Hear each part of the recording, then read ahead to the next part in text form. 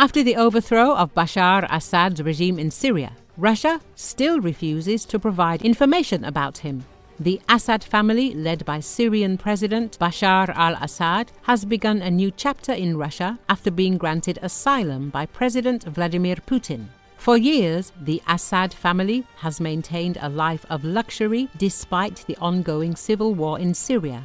Their wealth, which has been concealed through various offshore accounts and assets, according to the U.S. State Department. The family's fortune includes high-end furnishings, rare collectibles, and luxurious homes, much of which was amassed during Bashar al-Assad's reign.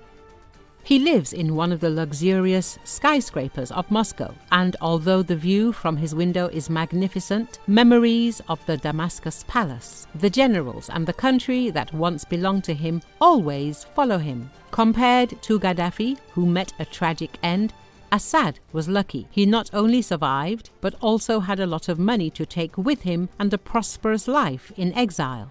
The Israeli press notes in an article about Assad. Russian media, however, almost do not publish news about Bashar al-Assad's family.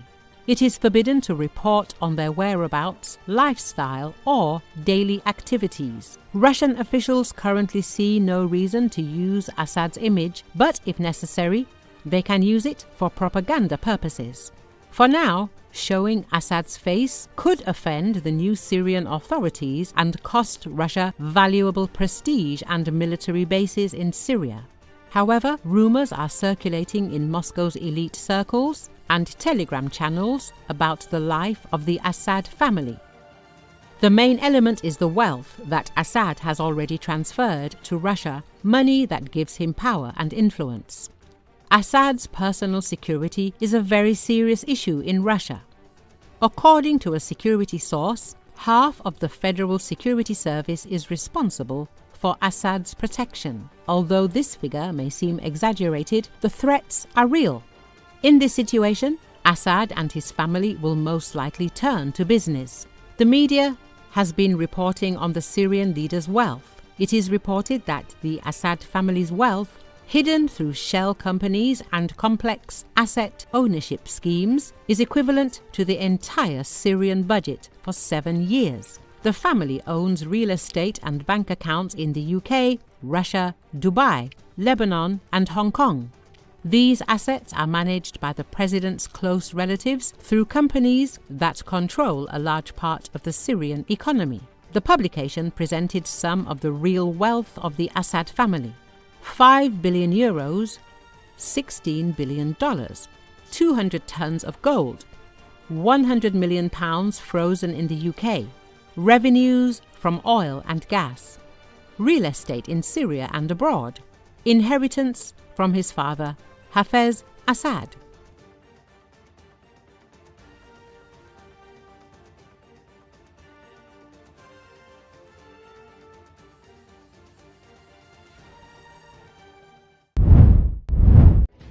Over the past 24 hours, from May 25 to 26, Russian troops lost 1,000 soldiers, 4 tanks, and 2 air defense systems at the front. The General Staff of the Armed Forces of Ukraine reported a total estimation of over 981,000 Russian personnel eliminated during the war against Ukraine, along with substantial losses in equipment such as tanks, air defense systems, and more. Ukrainian aviation, missile units, and artillery successfully struck 8 concentrations of Russian personnel, weapons, and military equipment. They also destroyed a Russian UAV command center and an artillery system. Meanwhile, in the Kursk sector, Ukrainian defense forces continue to hold back Russian troops. Ukrainian defenders successfully stopped 26 Russian assault attempts. On May 25, 180 combat clashes were recorded between the defense forces of Ukraine and Russian invaders along the front line. According to the General Staff of the Armed Forces of Ukraine, throughout the day, Russian forces launched 1 missile attack and carried out 112 airstrikes on Ukrainian positions and settlements, firing 84 missiles and dropping 189 guided aerial bombs. Additionally, Russian troops deployed 3,005 kamikaze drones and conducted 4,961 shelling attacks.